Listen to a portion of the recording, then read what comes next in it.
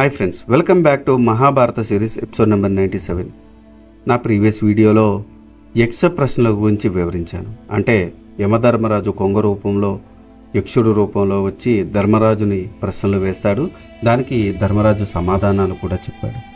యముడు వల్ల ఒక వరాన్ని పొందుతారు పాండవులు.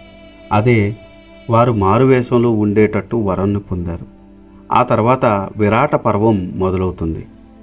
దీని గురించి పూర్తిగా తెలుసుకోవాలనుకుంటే ఈ వీడియో స్కిప్ చేయకుండా లాస్ట్ వరకు చూడండి. విజయుడు వైశంపాయనుడితో ఇలా అంటున్నాడు: ఓ మహర్షి, మా తాతలు పాండవులు వనవాసానంతరం అజ్ఞాతవాసనముకు అతి రహస్యంగా చాతుర్యంగా కౌరవులకు తెలియకుండా ఎలా గడిపారో సవివరంగా చెప్పండి అని అడిగాడు. దానికి వైశంపాయనుడు ఈ విధంగా చెప్పసాగాడు: విజయ, పాండవులు తమ వనవాస కాలాన్ని పూర్తి చేశారు. తమతో వచ్చిన బ్రాహ్మణులందరినీ చూసి ధర్మరాజు, అయ్యా, ఎన్నాళ్ళు మాతో పాటు మీరు అడవుల్లో ఎన్నో కష్టాలు అనుభవించారు. ఇంకా మేము అజ్ఞాతవాసము గడపవలసి ఉన్నది. ఈ అజ్ఞాతవాసము కూడా మేము నిర్విఘ్నంగా పూర్తి కావాలని ఆశీర్వదించండి అని నమస్కరించాడు. అప్పుడు ధౌమ్యుడు ధర్మరాజును చూసి, ధర్మజ, నీవు ధర్మస్వరూపుడవు. నీ వలనే పూర్వము ఇంద్రుడు వృత్తాసుర వదాంతనము బ్రహ్మహత్య పాతము పోగొట్టుకొనుటకు నిషదాచలము మీద హరి అదితి గర్భంలో వామనమూర్తిగాను, ఔరువుడు తన తల్లి తొడలోను అజ్ఞాతవాసంలో గడిపారు. తర్వాత కాలము కలిసి వచ్చిన తరువాత వారు తమ తమ పూర్వపు వైభవమును పొందారు. అటులనే నీవు కూడా అజ్ఞాతవాసానంతరము నీ పూర్వ వైభవం పొందగలవు అని పలికాడు. బ్రాహ్మణులందరూ పాండవులను దీవించి తమ తమ ప్రదేశాలకు వెళ్ళిపోయారు. తర్వాత ధర్మరాజు తన తమ్ముళ్లను చూసి, మనం 5గురము, ద్రౌపది 6గురు, అజ్ఞాతవాసం గడిపే ఉపాయం చెప్పండి అని అడిగాడు. దానికి అర్జునుడు, అన్నయ్య, మనకు యమధర్మరాజు ఇచ్చిన వరం ఉన్నది కదా. మనలకు ఎక్కడ పోయినా ఎవరూ గుర్తుపాటలేరు. కురుదేశం చుట్టూ పాంచాల, చేది, మత్స్య, సాల్వ, విదేహ, బాహ్లిక, దుసార్ణ, సూర్ణసేన, కళింగ, మగధ దేశములు సుభిక్షంగా మనకు నివాస యోగ్యంగా ఉన్నాయి. ఈ దేశంలో మనకు అనుకూలంగా ఉన్న రాజ్యములో మనము అజ్ఞాతవాసము గడిపెదము అని అన్నాడు. నాకు తెలిసి విరాట్రాజు సుధర్మవర్తి మంచివాడు, బలవంతుడు. అతని పాలనలో మనము అజ్ఞాతవాసము గడుపుటకు ఉచితము అని నాకు తోచుచున్నది. మరి మనము విరాట్రాజు కొలువులో ఎవరెవరు ఏవేవి పనులు చేసేదము వివరంగా తెలపండి అని అన్నాడు ధర్మరాజు. ఆ మాటలు విని అర్జునుడు, అన్నయ్య, నీవు మహనీయ మూర్తివి, సుకుమారుడు, ఎంతో ప్రాభవము అనుభవించినవాడు. అలాంటి వాడివి నీవు ఔరులను ఎలా సేవించగలవు? నాకు తెలియడం లేదు అని అన్నాడు అర్జునుడు. అర్జున, నాకు శ్రౌతము, స్మార్తము, శకునము, జ్యోతిష్యము మొదలగు శాస్త్రములు తెలియను.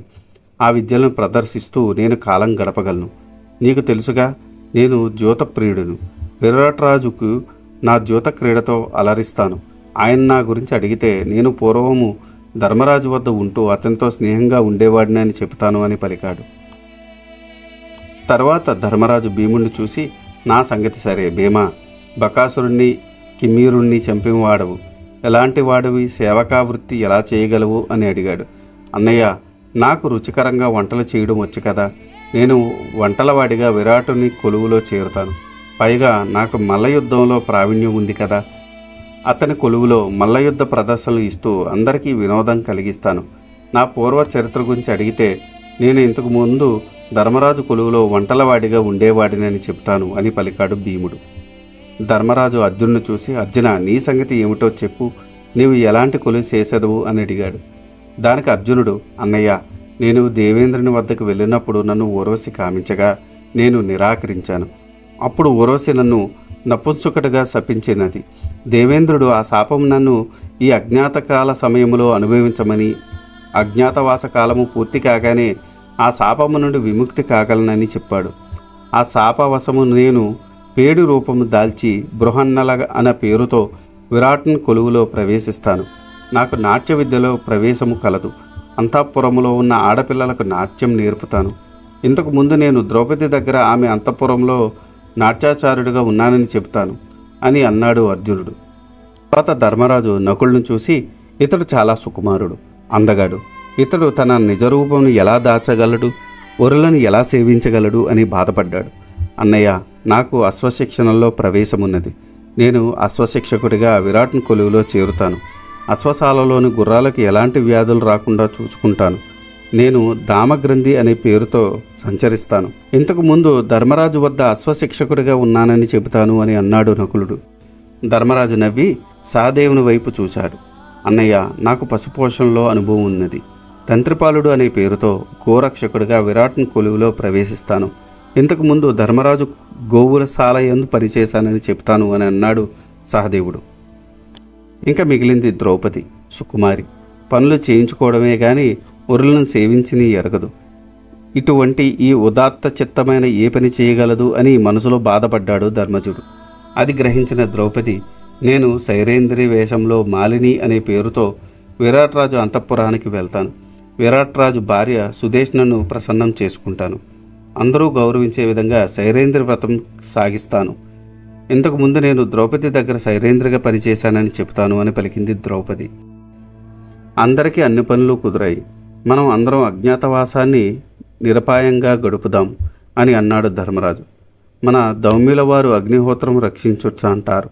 మిగిలిన వారి స్వస్థలాకు వెళ్తారు. ఎవరైనా మిమ్మల్ని మా గురించి అడిగినా ద్వైతవనం నుండి ఎటో వెళ్ళిపోయారని చెప్పండి అని ఆదేశించాడు ధర్మరాజు. ధౌమ్యుడు పాండవులను చూసి ఇలా పలికాడు. ధర్మజ, మీరు కురువంశంలో జన్మించారు, గౌరవంగా బతికారు.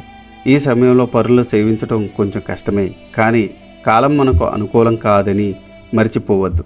పరాక్రమాలు ప్రదర్శించడానికి ఇది సమయం కాదు. అందువలన అజ్ఞాతవాసం భగ్నం అవుతుంది. రాజులను సేవించేటప్పుడు చాలా జాగ్రత్తగా ఉండాలి. రాజుతో చనువుగా ఉన్నను అనుకోని రాజమర్యాదను అతిక్రమిస్తే హాని కలుగుతుంది. రాజు కన్నా అధికంగా మనము దుస్తులు వేసుకోవడం కానీ, రాజు కన్నా అధికమైన ఇంటిలో ఉండటం కానీ, రాజు కన్నా అధికంగా మాట్లాడడం చేయకూడదు.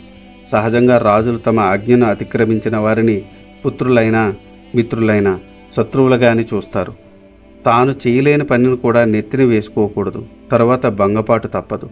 రాజుల వద్ద మౌనంగా ఉండరాదు అని చెప్పి అధిక ప్రసంగము చేయరాదు.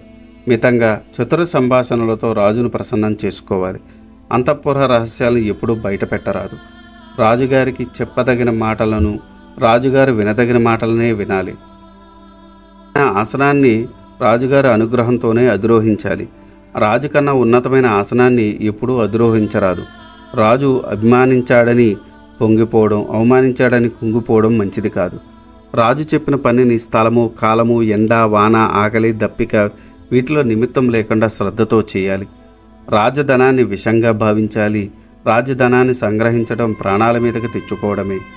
రాజ కొలువులో నవ్వడం, ఆవలించడం వంటి అనుచిత కార్యాలు చేయరాదు. రాజుగారి శత్రువులతో కానీ వారి దూతలతో కానీ సన్నిహితంగా మెలగరాదు. భటుడు తనకు సంపద కలగదు కదా అని ఎక్కువగా భోగింపరాదు. రాజుకు కంటగింపుగా ఉంటుంది. కాబట్టి ఈ అజ్ఞాతవాస సమయంలో మీరు జాగ్రత్తగా అణిగిమణిగి వెలగడం మంచిది అని చెప్పాడు ధౌమ్యుడు. మాకు అన్నీ మీరే, మాకు తెలియని ఎన్నో విషయాలు చెప్పారు, తప్పకుండా పాటిస్తామని చెప్పాడు ధర్మరాజు.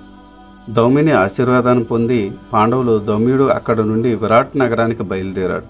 యమునా నది వెంట నడుస్తున్నారు. మత్స్యదేశం పొలిమేరకు చేరుకున్నాడు. అక్కడ ధౌమ్యుడు ఒక ఆశ్రమంలో నిలిచిపోయాడు. ఇది ఈనాటి వీడియో. ఆ తర్వాత ఏం జరిగిందో తెలుసుకోవాలనుకుంటే మీరు నా నెక్స్ట్ వీడియో కోసం వెయిట్ చేయాల్సిందే. దానికన్నా ముందు నాదొక చిన్న రిక్వెస్ట్.